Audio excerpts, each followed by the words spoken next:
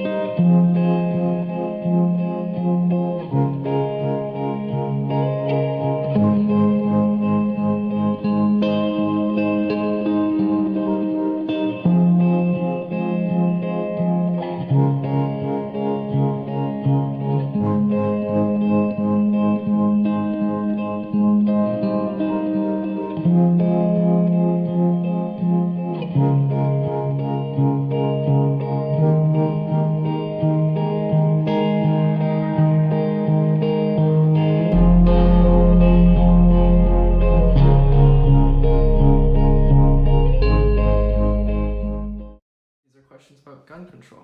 Our first question is a word association with certain words. So whatever word comes to your mind first, just give me that one. Death. Black. Suicides. Building. Violence. Weapon. Guns. Hunting. Self-defense. Karate. Second Amendment. Guns. Violence. Guns. Guns. People. Secondly, I have a word association with types of guns. Okay. So the AR-15, Assault rifle. the AK-47, Rifle. a handgun, Police.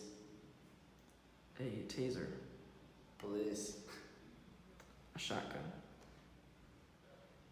Pennsylvania. and a sniper rifle. Military.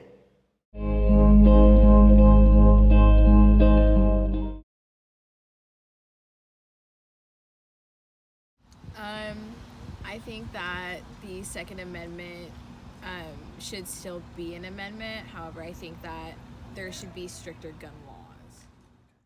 In relation to time, Yes.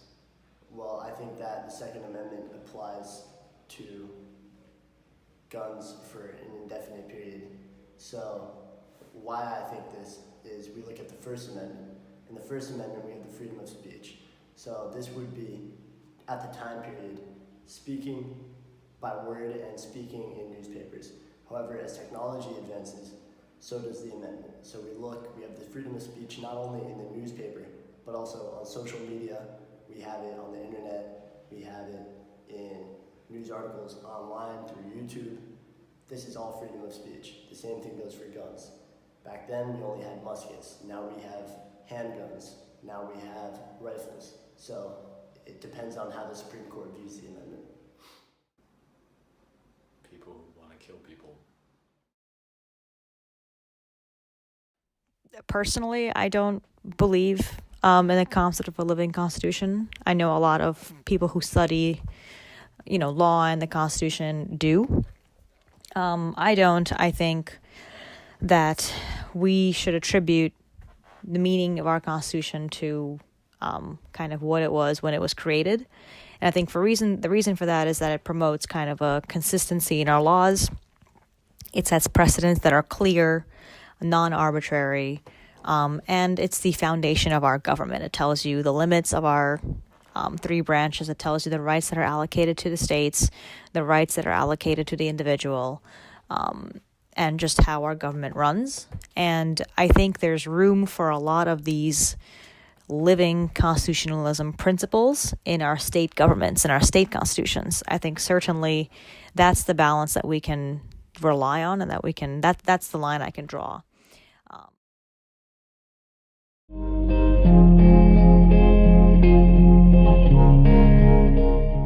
Introducing yours? Yeah.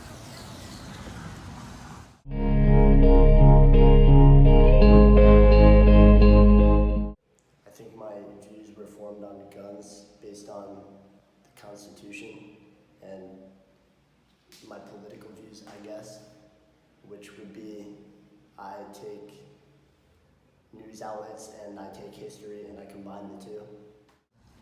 I think they were formed just from the society around us and how guns are making a bigger impact in our world today and how they're becoming more known because of shootings. To guns, probably around the time that there was more talk. So not necessarily Columbine because I was younger, but Sandy Hook. Attention. Oh, after the mass shootings that have happened.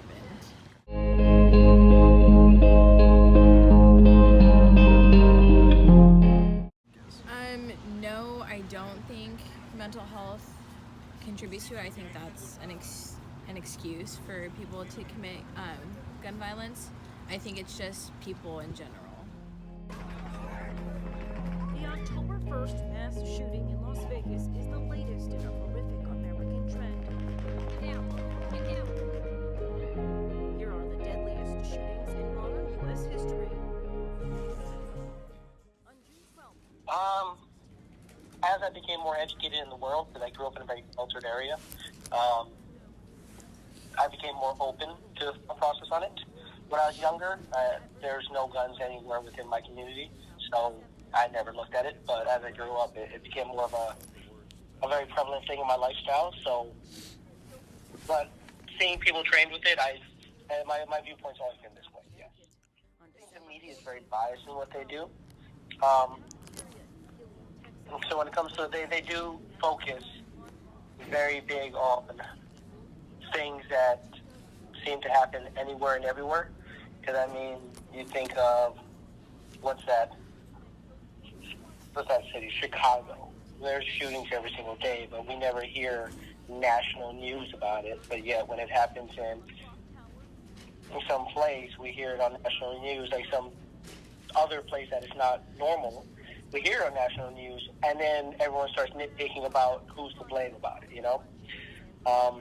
So in my opinion, I think the media is really biased against both. They pick and choose what they want to say, whatever gets the most viewings at the time. People at a post office in Edmond, Oklahoma. Since World War II,